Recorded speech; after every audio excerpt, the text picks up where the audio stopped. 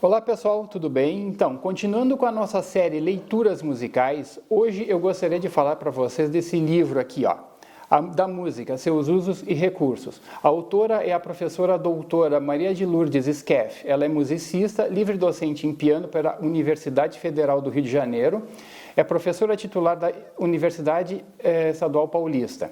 Possui também formação em filosofia e pós-graduação em comunicação e semiótica.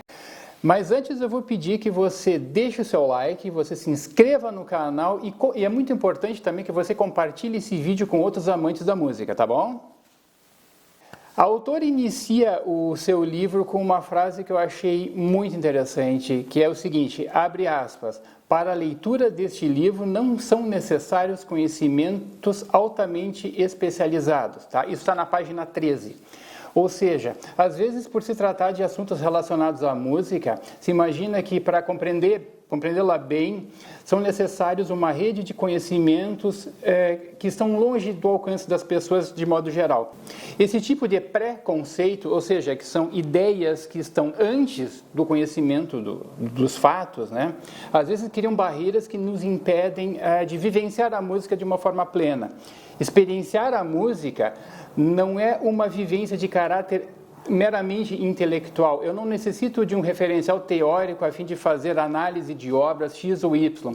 Isso porque a música nasce diretamente do nosso corpo e da nossa mente e com isso também das nossas emoções.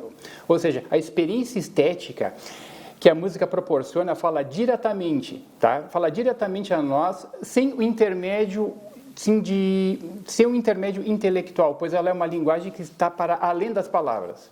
Bom, a música ela está intimamente ligada a fatores emocionais e lida com aspectos motores, ela responde a diversas atividades dos indivíduos, né?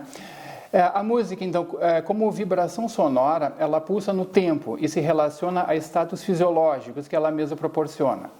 Como experiência estética, ela está relacionada à dimensão psicológica. Em termos de educação musical, muito importante agora, a prática da música auxilia no desenvolvimento da personalidade.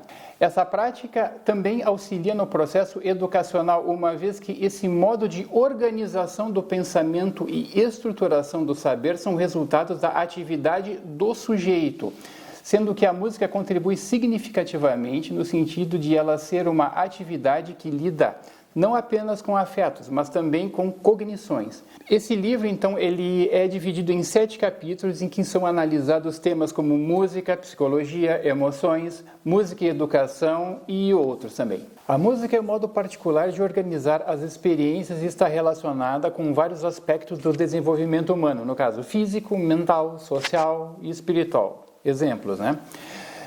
Dessa forma, a música atua como uma espécie de facilitador no processo ensino e aprendizagem. E sua importância deve ser enfatizada na educação de um modo bastante específico nas escolas. E segundo a autora, tá, uma citação aqui, abre aspas, a música permite o acesso a dimensões para além das reveladas pela lógica, pelo raciocínio e pelo pensamento discursivo, fecha aspas. Isso está na página 19 do nosso livro.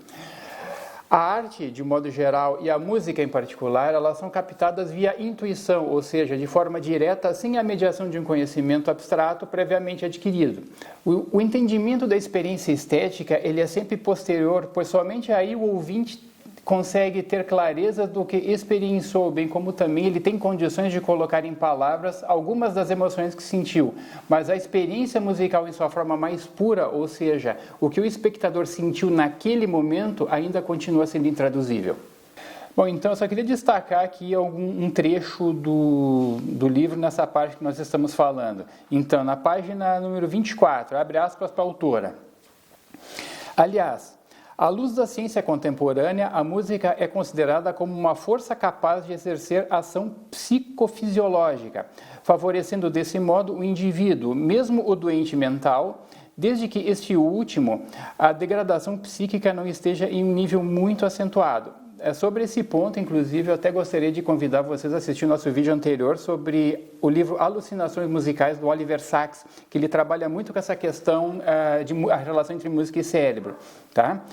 Voltando aqui, agindo através de seus elementos constitutivos, o ritmo, a melodia, o timbre e a harmonia, O elemento intelectual da música tem sempre o poder de nos alcançar e com isso somos relativamente indefesos. Fecha aspas para a autora. Ou seja, a música, como dizem, ela é extremamente contagiante. Bom, assim, num contexto assim mais amplo, a gente pode dizer que a música, no geral, ela está sempre vinculada a uma cultura da qual ela é reflexo. E, no particular, ela também se liga a certas vivências dos indivíduos. A analogia da música com sentimentos faz com que se revele ao indivíduo emoções sem que para isso seja necessário dizer algo sobre elas. Para a nossa autora, né? O exercício da escuta, ouvimos o discurso musical, mas também ouvimos a nós mesmos. A música, enquanto tal, ela é incompleta. A sua completude, ela somente se realiza através do ouvinte. Bom, as duas dimensões básicas do conhecimento humano são o pensar e o sentir. O sentimento, que no caso é a intuição, ele é o modo mais básico de conhecer, enquanto que o símbolo é o modo com que essas experiências são representadas. A arte, desse modo, ela é um meio de organização de experiências. A técnica, por sua vez, é um agente realizador dessa função, enquanto a emoção é o agente pulsor dessa atividade. O agir humano, não somente no âmbito artístico, vale dizer, o agir humano ele é movido pela afetividade, pelas relações afetivas que nós mantemos com as pessoas e objetos que nos cercam.